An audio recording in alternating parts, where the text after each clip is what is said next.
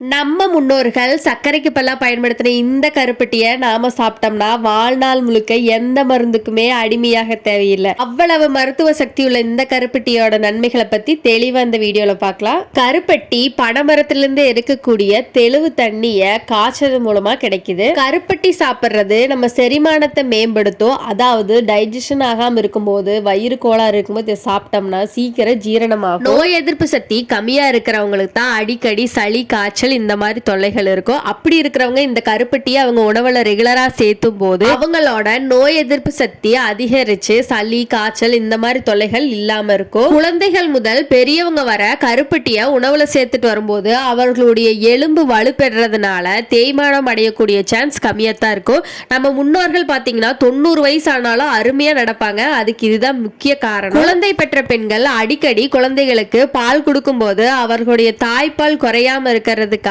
சுக்கு, மிளகு, கருப்பட்டி இது மூணையும் சேர்ந்து கொடுப்பாங்க.